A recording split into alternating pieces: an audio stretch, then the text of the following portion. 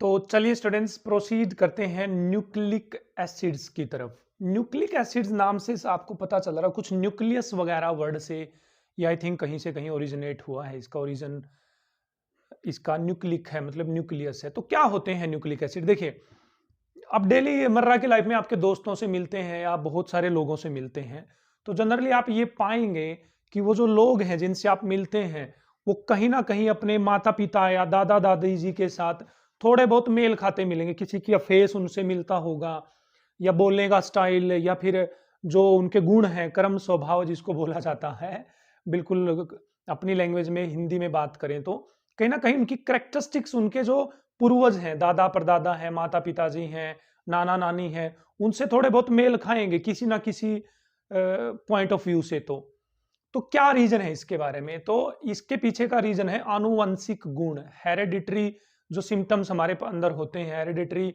Information जो होती है, आनुवंशिक जो नॉलेज होती है, जो एक पीढ़ी से दूसरी पीढ़ी में ट्रांसफर होती है, तो उसके कारण ऐसा होता है।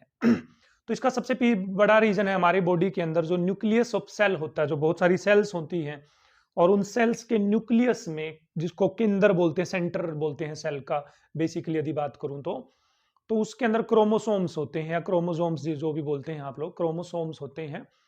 उन क्रोमोसोम्स में प्रेजेंट होते हैं न्यूक्लिक एसिड्स। क्या प्रेजेंट होते हैं? Nucleic acid. वही मेन कारण है इसके पीछे का हेरिडिटरी इंफॉर्मेशन का। तो न्यूक्लिक एसिड बेसिकली हमारे पास दो तरह के होते हैं। एक पहला न्यूक्लिक एसिड हमारे पास जिसको जाना जाता है well known nucleic acid, DNA के नाम से, और दूसरा न्यूक्लिक एसिड होता है हमारे पास बच्चे आरएनए के नाम से, डीएनए एंड आरएनए। क्लियर है? तो जो डीएनए, इसकी फुल फॉर्म की यदि बात करूं तो मैं होता है हमारे पास बच्चे deoxy ribo nucleic acid, nucleic acid. RNA की बात करूं तो मेरे पास होता है ribo nucleic acid, ribo nucleic acid हमारे पास होता है। कौन? आरएनए। ठीक है, डीऑक्सी राइबो न्यूक्लिक एसिड, और वो क्या होता है? राइबो न्यूक्लिक एसिड हमारे पास होता है। तो बेसिकली जब डीएनए और हम आरएनए को पढ़ेंगे तो इनके अंदर बेसिकली तीन कंपोनेंट सबसे मेन होते हैं दोनों के अंदर। क्या होते हैं? तीन कंपोनेंट्स होते हैं इन दोनों के अंदर जो सबसे मेन है। सबसे पहला जो ग्रुप है जो दोनों के अंदर प्रेजेंट होता है वो होता है बच्चे सुगर। सुगर दोनों में प्रेजेंट होती है। सेकंड है हमारे पास, सुगर के बाद यदि बात करूं तो एक होता है हमारे पास फोस्फेट ग्रुप, फोस्फेट ग्रुप होता है, ये भी दोनों में प्रेजेंट होता है। तीसरा यदि मैं बात करूं यहां पर तो हमारे पास होता है नाइट्रोजनस बेस। क्या होते हैं? Nitrogenous base. तो ये तीन चीजों से मिलकर बनते हैं डीएनए और आरएनए। इनके बीच में क्या डिफरेंस है, क्या डिफरेंस नहीं, ये हम बाद में बात करेंगे एक बार। उससे पहले आप ये रट लीजिए कि इन तीनों में सुगर होती है, फोस्फेट ग्रुप होता है, नाइट्रोजनस बेस होता है, इनकी बेसिक स्ट्रक्चर के अंदर। हाँ, सुगर इसमें कौन सी होती है, इसमें कौन सी होती है, वो जब हम इनकी स्ट्रक्चर पढ़ेंगे उसमें पढ़ेंगे। फोस्फेट ग्रुप दोनों में एक जैसा होता है। नाइट्रोजन बेस, इसमें कौन सा नाइट्रोजनस बेस होता है, इसमें कौन सा नाइट्रोजनस बेस होता है, वो भी अभी हम थोड़ी देर में पढ़ने वाले हैं। तो पहले मैं आपको लेकर जा रहा हूं डीएनए के बारे में पढ़ेंगे। आरएनए के बारे में इतना आपको नहीं पढ़ना है, सिलेबस में है नहीं, हमें इतना डिटेल में नहीं जाना है। बायोलॉजी में आप पढ़ लेंगे कहीं ना कहीं। तो हमें बेसिकली डिटेल में जाना है डीएनए की स्ट्रक्चर के बारे में। तो चलिए मैं लेकर जाता हूं अब आपको डीएनए की स्ट्रक्चर कैसी है।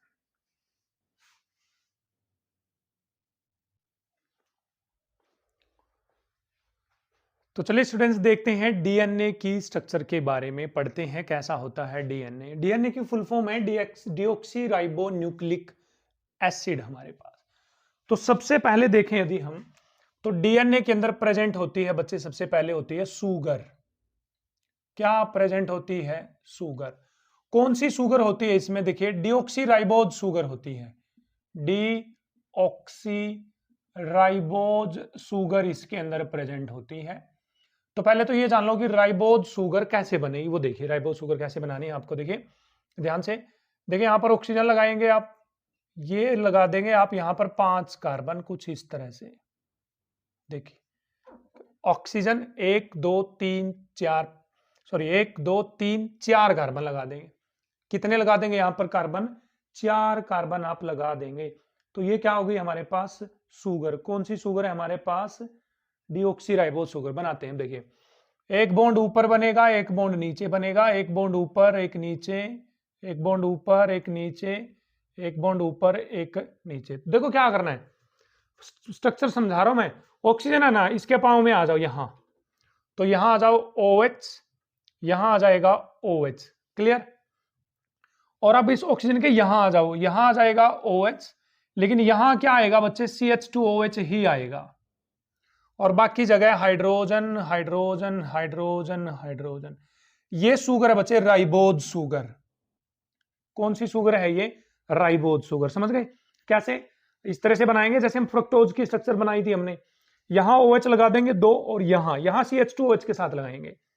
लेकिन हमें तो डीऑक्सीराइबोज शुगर चाहिए ना डीएनए में। तो चलिए यहां से एक दूसरे नंबर पे यहां से ऑक्सीजन को हटा दो, तो डी मैंने हटना, ऑक्सी मैंने ऑक्सीजन का, राइबोज में से डी मतलब हटा दो, ऑक्सी मतलब ऑक्सीजन, तो यहां बच जाएगा H। तो ये शुगर प्रेजेंट होती है भाई किसमें? डीएनए में। इस शुगर को जाना जाता है डीऑक्सी राइबोज के नाम से। भाई किसके नाम से जाना जाता है इसको? डीऑक्सी राइबोज के नाम से जाना जाता है। क्लियर है? हाँ जी सर, ये तो बिल्कुल क्लियर है। ठीक है, अच्छी बात है। अब दूसरा जो ग्रुप होता है इसके अंदर, वो होता है बच्चे नाइट्रोजनस बेस। Nitrogenous base. अब सर नाइट्रोजन बेस कहां पर? देखो ये दो तरह के नाइट्रोजन बेस होते हैं भाई। प्यूरिन में 2 बेस आते हैं, प्यूरिन में 2, एडेनिन और गुआनिन। पिरिमिडिन में 3 बेस आते हैं, यूरेसिल, थाइमिन और साइटोसिन। आपको इनकी स्ट्रक्चर बिल्कुल भी याद नहीं करनी है, टेंशन मत लीजिए आप, लेकिन इनके नाम याद होने चाहिए। प्यूरिन में 2 आते हैं, एडेनिन और गुआनिन। पिरिमिडिन में 3 आते हैं, यूरेसिल, थाइमिन और साइटोसिन। याद करने की ट्रिक मैं बता रहा हूं यहां पर, पैग पुट सी। देखो पैग पुट सी, पैग पुट सी, पैग पुट सी। अरे पैग पुट मैंने रखो, पंजाबी में 80 पुट सी, इधर रखो सी, ये सी वो सी। तो पैग पुट सी। पैग मतलब प्यूरिन में AG 2 बेस होते हैं, एडेनिन और गुआनिन। P मीन्स पायरिमिडीन में 3 बेस होते हैं, यूरेसिल, थाइमिन, साइटोसिन। पैग पुट सी क्या आ जाएगा बच्चे? पैग पुट सी आ जाएगा हमारे पास। क्लियर है सर? बिल्कुल क्लियर हो गया है सर, बिल्कुल क्लियर हो गया है। ठीक है, अच्छी बात है। तो चलें, तो नाइट्रोजन बेस कौन से होते हैं डीएनए में? याद रखना आपको। देखिए एडेनिन गुआनिन होते हैं दोनों, एडेनिन भी होता है गुआनिन। इसमें से थाइमिन और साइटोसिन होते हैं, थाइमिन और साइटोसिन। इसका मतलब यूरेसिल डीएनए में नहीं होता, यूरेसिल डीएनए में नहीं होता। याद रखना है आपको। पूछेंगे 1 नंबर में क्वेश्चन, बताइए डीएनए में कौन से बेस होते हैं? प्यूरिन वाले तो दोनों होते हैं, एडेनिन भी गुआनिन भी, लेकिन पिरिमिडीन में से यूरेसिल नहीं होता किसी में डीएनए में। अब तो इसका मतलब यहां पर नाइट्रोजनस बेस में से कौन कौन जुड़ सकते हैं इसमें? एडेनिन, कौन जुड़ सकता है? गुआनिन, कौन सुन सकता है? साइटोसिन, साइटोसिन, कौन आ सकता है? Thymine, thymine. ये हो सकते हैं नाइट्रोजन बेस, ये रहेगा यहां पर। स्ट्रक्चर याद नहीं करनी, नाम याद करना। तीसरा ग्रुप होता है बच्चे phosphate group. Phosphate group, phosphate group का मतलब है जो फॉस्फोरिक एसिड होता है H3PO4, उसको जोड़ना है बस आपको, फॉस्फोरिक एसिड को। इसमें से तीनों हाइड्रोजन हटा दो तो क्या बच गया? PO4 3 नेगेटिव बच गया। तो ये होता है फॉस्फेट ग्रुप। तो ये 3 बेसिक स्ट्रक्चर में होते हैं किसके? डीएनए की में। शुगर ये वाली है, क्या नाम है इसका? Deoxyribose sugar. नाइट्रोजनस बेस है, फॉस्फेट ग्रुप, PO4 3 नेगेटिव। अब इनको जोड़कर दिखाऊंगा मैं आपको, टेंशन मत लीजिए। देखो जो नाइट्रोजनस बेस है उनकी आईयूपीएसी नेमिंग शुरू होगी 1 2 3 4 5 6 ऐसे से, क्योंकि उसके अंदर 1 2 3 4 5 नेमिंग ऐसे शुरू होगी नाइट्रोजनस बेस के अंदर। तो इसका भी पर्पज मैं समझाऊंगा आपको कैसे है। तो चलिए अब इन तीनों को जोड़कर देखते हैं, जोड़कर हम डीएनए बनाने की कोशिश करेंगे आज। क्या बनाने की कोशिश करेंगे बच्चे? डीएनए। ठीक है, इसको मिटा दे रहा हूं मैं यहां पर। तो चलिए जोड़ते हैं। तो यहां पर बना रहा हूं मैं शुगर, देख लीजिए बस एक बार। हाँ, ऊपर से स्टार्ट करते हैं। ये कुछ ये ऐसे ऐसे ऐसे ऐसे, ठीक है। तो यहां पर क्या आएगा, OH H, यहां पर H H, यहां पर OH H, यहां पर H, यहां पर आएगा CH2OH। क्या आ जाएगा बच्चे, यहां पर CH2OH आ जाएगा, ठीक है। हाँ जी सर बिल्कुल। तो देखो इनमें से कोई भी एक बेस उठा लो, एक बेस, मैंने एडेनिन उठा लिया, तो एडेनिन लगेगा बच्चे यहां पर। यहां पर देखिए कुछ इस तरह से नाइट्रोजन लगाकर आप ऐसे बना दीजिए, बस गोल करके लिख दीजिए एडेनिन। एडेनिन जुड़ गया। इसमें कितनी यूनिट जुड़ी हैं, दो। दो क्या क्या जुड़ा है इसमें, सुगर, सुगर प्लस बेस। कौन जुड़ा है, सुगर प्लस बेस। तो जहां पर सिर्फ 2 यूनिट जुड़ी होती हैं सुगर और बेस की, सिर्फ 2 यूनिट, एक सुगर और एक बेस, ये 2 हैं बस, तो उसको बोला जाता है बच्चे न्यूक्लियोसाइड। क्या बोलते हैं बच्चे, न्यूक्लियोसाइड। आपसे पेपर में पूछ सकते हैं what do you mean by nucleoside. A nucleoside is formed when sugar molecule is attached with nitrogenous base. जब सुगर मॉलिक्यूल नाइट्रोजनस बेस से जुड़ा होता है तो वो कहलाता है न्यूक्लियोसाइड। क्लियर है, हाँ जी सर क्लियर है, न्यूक्लियोसाइड हमें क्लियर है। तो इसको साइड में लिख देता हूं मैं, न्यूक्लियोसाइड। न्यूक्लियोसाइड कैसे बनेगा, सुगर प्लस बेस से मिलकर। तो यहां पर बेस कौन लगा दिया हमने, एडेनिन लगा दिया भाई। अब सर फॉस्फेट ग्रुप भी जोड़ के देखो ना, तो फॉस्फेट ग्रुप में होता है हमारे पास H3PO4 हमें जोड़ना होता है। इसकी स्ट्रक्चर बना देता हूं मैं, P double bond O that is OH OH OH। देखिए H3PO4, तो इसको जोड़िए यहां इस कार्बन पे बचे, इस कार्बन पे। अब आप आ जाओ काम, अब काम की बात पर आ जाते हैं। देखो मैंने कहा था इसकी आईयूपीएसी नेमिंग कैसे करोगे, 1 2 3, तो यहां तो 1 2 3 तो यहां आ जाएगा। तो इसकी आईयूपीएसी नेमिंग में ऐसे किया जाएगा, 1 डैश 1 डैश, ये दूसरा है तो 2 डैश, ये तीसरा है तो 3 डैश, ठीक है ठीक लिख रहा हूं ना मैं, हाँ। ये चौथा है तो 4 डैश, और ये पांचवा है तो 5 डैश। इसके आईयूपीएसी नेमिंग में डैश लगाएंगे आप डीएनए वाली में, ठीक है, अच्छी बात है। तो बोलो इसको जोड़ना है हमें इसके साथ, तो इस CH2OH को ना देखो मैं ऐसे लिख दूं, एक बार ऐसे बना दूं, हाँ थोड़ा सा ऊपर, CH2OH ऐसे बना दूं भाई। स्क्रीन से बाहर तो नहीं हुए, एक बार मैं देख लूं, स्क्रीन से बाहर तो नहीं गई, अच्छी बात नहीं गए। तो इस फॉस्फेट ग्रुप को उठाकर यहां ले आओ भाई, यहां ये डीएनए को हटना पड़ेगा भाई, तेरे को डीएनए जाना पड़ेगा यहां से, डीएनए देखो इसको एज इट इज में उठाकर यहां लेकर आ रहा हूं, P double bond O OH OH OH OH OH और एक और OH। क्लियर है, जुड़ गया। देखो लिख दिया मैंने, वही H3PO4 ही लिखा है ना, एज इट इज, सही है सर बिल्कुल।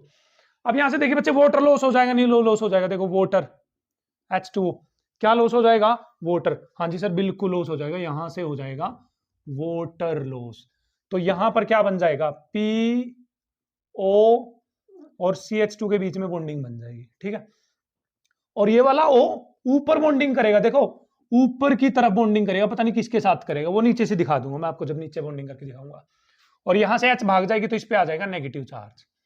तो इसमें हमने 3 यूनिट जोड़ दी है, 3 यूनिट। क्या क्या जोड़ दी हमने इसमें, 3 यूनिट कौन सी जोड़ दी हमने, sugar plus base plus phosphate group. कौन जोड़ दिया, फॉस्फेट ग्रुप। तो इसको बोला जाता है बच्चे न्यूक्लियोटाइड।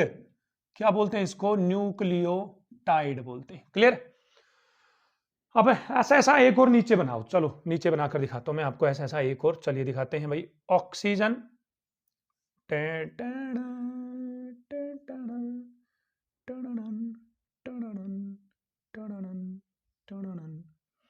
यहां पर कोई नाइट्रोजनस बेस आ जाएगा, ठीक है, कोई भी आ जाएगा बेस, मैंने बेस लिख दिया बेस।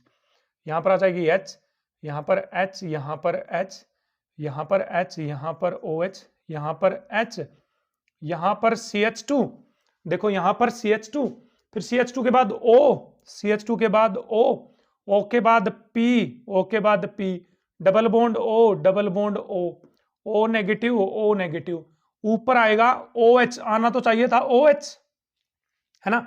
तो देखो तीसरा कार्बन पकड़ना है आपको, तीसरा, तीसरा ऊपर से तो पांचवा, देखो 1 dash 2 dash 3 dash 4 dash 5 dash, ऊपर से तो 5 मार, नीचे थे तीसरा तीसरा तीसरा। तो देखो यहां से वोटर लॉस हो जाएगा बच्चे, क्या लॉस हो जाएगा? वोटर। तो यहां से हो जाएगा वोटर लॉस। क्या लॉस हो जाएगा? वोटर। इसी तरह से ये यहां 3 से नीचे जाएगा ऑक्सीजन, ये फिर बॉन्डिंग बनाएगा। तो क्या बन जाएगा? P double bond O, that is O negative, that is O, that is CH2। और फिर से कुछ इसी तरह से हमारे पास बॉन्डिंग हो जाएगी। ये कुछ ऐसे, यहां पर H आ जाएगी। स्क्रीन से मुझे लग रहा है कि मैं बाहर चला गया हूं, अब आई होप कि चला गया हूं। H H यहां पर आ जाएगा बच्चे N, फिर यहां पर फिर से नाइट्रोजनस बेस आ जाएगा, कोई ना कोई नाइट्रोजनस बेस। ठीक है, यहां पर आ जाएगा H, ये हो जाएगा 1 डैश, ये हो जाएगा 2 डैश, ये हो जाएगा 3 डैश, ये हो जाएगा 4 डैश, ये हो जाएगा 5 डैश। क्या हो जाएगा? ये 5 डैश हो जाएगा। ठीक है, तो इस तरह से हमारे पास ये डीएनए का एक स्ट्रैंड बन गया है, पूरे पूरा एक स्ट्रैंड डीएनए का। किसका बन गया है? डीएनए का। क्लियर है? हाँ जी सर, ये तो हमें हलवा क्लियर हो गया भाई। आई होप आपको ये अच्छे से क्लियर हुआ है डीएनए की स्ट्रक्चर है। चलिए ठीक है, अच्छी बात है। अब ध्यान से समझो, मैं इस डीएनए के स्ट्रैंड को ऐसे ऐसे गोल गोल घुमाता घुमाता ऐसे बना दूं। डीएनए का स्ट्रैंड देखिए ऐसे ऐसे बना दूं इस डीएनए के स्ट्रैंड को। हाँ बना दूं? हाँ जी सर बना दो। तो कुछ इस तरह से बना दूं, मैं इस तार की हेल्प से बना दूं इसको, इस डीएनए के स्ट्रैंड को मैं कुछ ऐसे बना देता हूं, हेलिकल स्ट्रक्चर की तरह। ठीक है, एक सेकंड रुक जाइए भाई, आपको डीएनए में किसी की तरह कोई डाउट नहीं रहने वाला उसके स्ट्रक्चर में। ठीक है, ये पढ़ने के बाद, बायोमोलिक्यूल पढ़ने के बाद मेरे से। ठीक है, तो ये लो भाई, मैंने ये डीएनए का स्ट्रैंड बना दिया है यहाँ पर वायर की हेल्प से। ठीक है, किसकी हेल्प से बना दिया है? मैंने इसको वायर की हेल्प से बना दिया है। ठीक है, रुक जा भाई, कहाँ जाएगा तू? कैसे है अनहोनी हर आंख हुई नम, छोड़ गया वो। ये आ गया डीएनए का एक स्ट्रैंड। अब ध्यान से बताइए आप मेरे को सोचकर, यदि इस डीएनए के स्ट्रैंड में नीचे से स्टार्टिंग 3 डैश कार्बन से हो रही है, इसको मैं क्या मान लूं बच्चे? 3 डैश कार्बन, 3 डैश, तो ऊपर एंडिंग कहां होगी? पक्का 5 डैश पे होगी। तो कहां एंडिंग होगी? 5 डैश पे, है ना सर? बिल्कुल क्लियर। अब क्या करो, इसी स्ट्रैंड को पकड़ो, ऐसे पलटो। देखो यहां से पकड़ा, ऐसे पलट दिया, देखो ऐसे पलट दिया। ठीक, और ऐसे भी पलट दो। समझो ना इस पॉइंट को ध्यान से। ये डीएनए का स्ट्रैंड मान लीजिए ऐसे है, इस डीएनए के स्ट्रैंड को आप ऐसे पलटेंगे, फिर ऐसे पलटेंगे, तो क्या होगा? जो दूसरा डीएनए का स्ट्रैंड होगा, जो इसको पलटने के बाद आएगा, उसका बेस इसकी साइड में आ जाएगा, नहीं आ जाएगा? उसका बेस इसकी साइड में आ जाएगा, नहीं आ जाएगा? उसका बेस इसकी साइड में आ जाएगा, नहीं आ जाएगा? हाँ जी आ जाएगा। और उसके बेस के इस साइड में आने से उन बेस के बीच में हाइड्रोजन बॉन्डिंग हो जाएगी। क्या हो जाएगी बच्चे? उन बेस के बीच में हाइड्रोजन बॉन्डिंग हो जाएगी। और हाइड्रोजन बॉन्डिंग होने से जो डीएनए है हमारे पास, वो डबल स्ट्रैंडेड होता है, मतलब उसकी डबल हेलिकल स्ट्रक्चर होती है। मतलब इसके साथ लिपटा हुआ मिलेगा आपको एक और डीएनए का स्ट्रैंड, इस तरह से, इस तरह से। लेकिन उस स्ट्रैंड की स्टार्टिंग 5 डैश से होगी और एंडिंग कहां पर होगी? 3 डैश पर। कहां होगी एंडिंग? 3 डैश पर। चलो वायर की हेल्प से बता रहा हूं। एक डीएनए का स्ट्रैंड तो ये हो गया भाई। इसको मैं स्टैंड पे रख देता हूं यहां। ठीक है, इसका एक और स्टैंड बनाकर आपको अच्छे से विजिबल करवा देते हैं। ठीक है, तो भी क्या हालचाल हम लोग यहाँ तो सर्दी बहुत हो गई है भाई। जहाँ मैं हूँ इस टाइम पे, यहाँ सर्दी बहुत ही ज़्यादा हो गई है। ठीक है, चलिए भाई चलिए, very good very good very good. ठीक है, एक सेकंड रुक जाइए, ये लो भाई ये लो। तो ये है भाई, ये डीएनए का स्ट्रैंड ऐसे है, तो ये दूसरा डीएनए का स्ट्रैंड इसमें कुछ इस तरह से उलझ जाएगा, कुछ इस तरह से। तो इनके बीच में, इन दो डीएनए स्ट्रैंड्स के बीच में क्या हो जाएगी? हाइड्रोजन बॉन्डिंग हो जाएगी। ठीक है, यदि ये 3 डैश है तो ये खत्म होगा 5 डैश पे, यदि ये 5 डैश है तो ये खत्म होगा 3 डैश पे। तो ये दो डीएनए का डबल स्ट्रैंडेड स्ट्रक्चर है डीएनए की। कैसी है डीएनए की? Double stranded structure. तो due to this hydrogen bonding यहाँ पर ऐसा होता है। किसके कारण? Hydrogen bonding. तो ये स्टैंड ऐसे घूमते रहेंगे एक दूसरे, देखो ऐसे ऐसे, देखो ऐसे, है ना, कुछ इस तरह से, ठीक है। ये स्टैंड, ये दूसरा स्टैंड, तो ऐसे भी घुमा सकते हो आप, कैसे लग दीजिए। इन दोनों के बीच में हाइड्रोजन बॉन्डिंग से ये डबल हेलिकल स्ट्रक्चर बन जाती है किसकी? डीएनए की। और किस तरह से डबल हेलिकल स्ट्रक्चर बनती है मैं आपको बता देता हूं कि जो इसका एडेनिन है, इसका एडेनिन इसके थाइमिन के साथ 2 हाइड्रोजन बॉन्ड बनाएगा। कितने बनाएगा? 2 हाइड्रोजन बॉन्ड। और इसका जो साइटोसिन है इसके गुआनिन के साथ, जी मतलब गुआनिन, ट्रिपल बॉन्ड बनाएगा। क्या बनाएगा? Triple bond. याद रखना है आपको, एडेनिन थाइमिन के साथ डबल बॉन्ड बनाएगा, साइटोसिन गुआनिन के साथ ट्रिपल बॉन्ड बनाएगा। क्या बनाएगा? Triple bond. Due to hydrogen bonding double helical structure होगी हमारे पास डीएनए की। हाइड्रोजन बॉन्डिंग तो किसी के सकते हो क्योंकि NH है ना यहाँ पर, तो हाइड्रोजन बॉन्डिंग तो होगी, ठीक है। तो ये थी हमारे पास डीएनए की डबल हेलिकल स्ट्रक्चर। न्यूक्लियोसाइड सिर्फ 2 यूनिट अटैच हैं, सुगर प्लस बेस। न्यूक्लियोटाइड जहां पर 3 यूनिट प्रेजेंट है, याद कर सकते हो न्यूक्लियोटाइड। देखो टी मैंने टाइड, टी मैंने ट्राई भी तो होता है, ट्राई मैंने 3, तो ऐसे याद कर सकते हो। और इस तरह से डीएनए की डबल हेलिकल स्ट्रक्चर बनेगी। यहां पर मैंने कोशिश की है आपको समझाने की। अच्छा सर, डीएनए क्या काम आएगा? डीएनए रिस्पॉन्सिबल है हेरिडेटरी इंफॉर्मेशन के लिए भाई। जो आनुवंशिक गुण एक पीढ़ी से दूसरी पीढ़ी में जाते हैं तो उनके लिए टोटली जिम्मेदार कौन है? डीएनए। तो चलिए भैया अब डिफरेंस मार्क कर लेते हैं डीएनए और आरएनए के बीच में क्या होते हैं। तो चलिए स्टूडेंट्स देखते हैं डीएनए और आरएनए में बेसिक डिफरेंस क्या है। ठीक है, समझते हैं। आरएनए की थोड़ी सी बात करेंगे आरएनए के बारे में।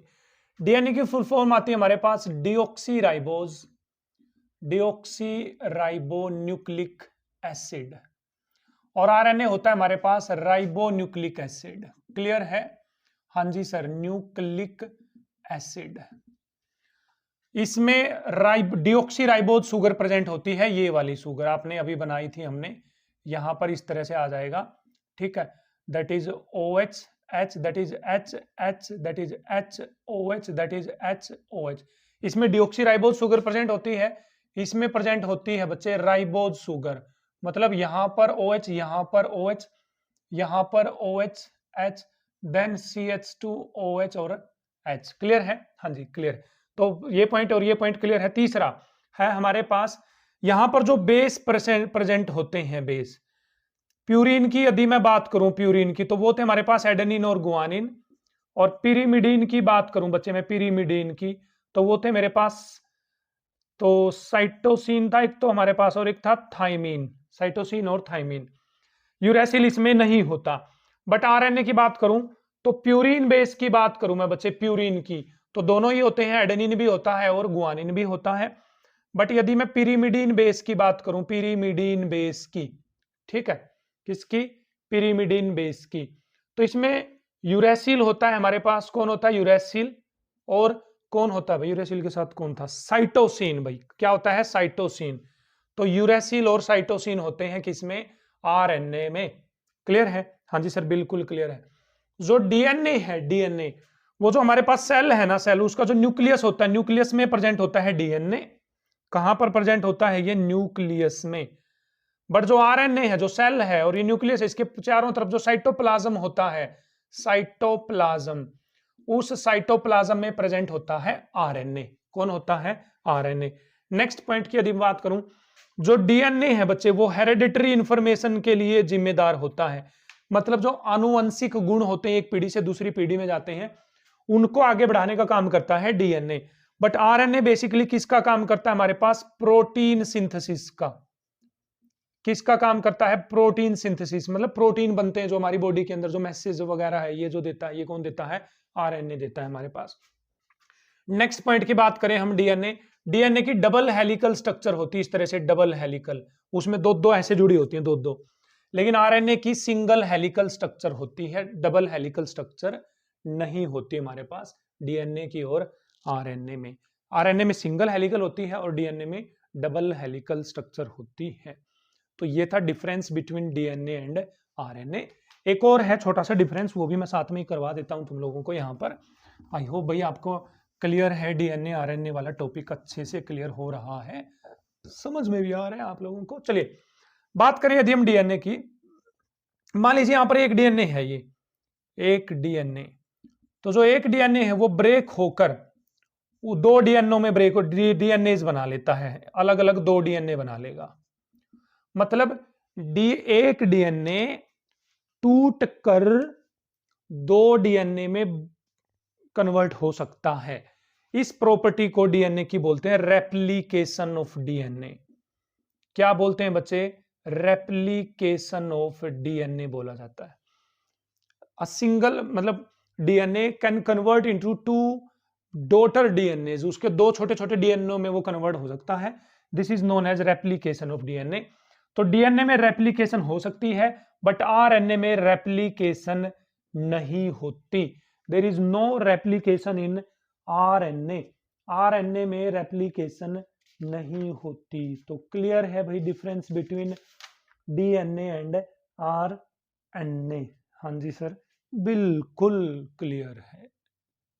ठीक है, तो आरएनए की टाइप की बात करें भाई, हमारे पास होता है एमआरएनए, मैसेंजर आरएनए जिसको बोलते हैं। ठीक है, राइबोसोमल आरएनए बोलते हैं, राइबोसोमल आरएनए हमारे पास होता है। ठीक है, तो एक होता है transfer RNA, tRNA, transfer RNA. तो मैसेज आरएनए का मतलब समझ गए, जो मैसेज प्रोवाइड करेगा कि प्रोटीन बनाना नहीं बनाना है। ट्रांसफर आरएनए का मतलब समझ रहे, कोई ना कोई चीज ट्रांसफर करे। भाई ये बायोलॉजी पॉइंट ऑफ व्यू से ये आप देख लेना, तीन टाइप का आरएनए मैंने आपको बता दिया है होता है। ठीक है, तो चलिए लास्ट पॉइंट बात करते हैं डीएनए और आरएनए के बारे में। तो लास्ट में आ जाते हैं भाई कैरगप्स रूल, इसको बोला जाता है। अलग अलग भाई अलग अलग नाम से प्रोनाउंसिएशन करते हैं इसकी, कैरगप्स की, कोई चैरगप बोलता है, कोई कुछ। कहने का मतलब है रूल समझना है आपको। हमने डीएनए में देखा था अभी अभी थोड़ी देर पहले कि डीएनए में एडेनिन थाइमिन के साथ बॉन्डिंग करता है डबल बॉन्ड, साइटोसिन गुआनिन के साथ बनाता है ट्रिपल बॉन्ड। क्या बनाता है? Triple bond. इसका मतलब तो ये है कि जितने एडेनिन होंगे उतने ही थाइमिन होने चाहिए, और जितने साइटोसिन होंगे उतने ही गुआनिन होने चाहिए। यदि साइटोसिन ज्यादा गुआनिन कम है तो ट्रिपल बॉन्ड तो बनेगा नहीं, तो डीएनए नहीं बन सकता प्रॉपर्ली। यही कैरगप्स रूल है कि टोटल एडेनिन और गुआनिन, मतलब टोटल जो थाइमिन बेस आएंगे नंबर में उतने, सॉरी एडेनिन गुआनिन कौन से होते हैं? एडेनिन गुआनिन होते हैं भाई प्यूरिन।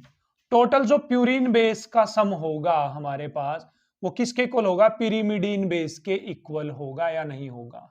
यस और नो? पिरिमिडीन बेस के इक्वल। ठीक, जितने एडेनिन उतने थाइमिन, जितने गुआनिन उतने साइटोसिन। तो मैं बोल सकता हूं कि adenine plus guanine will be equal to cytosine plus thymine.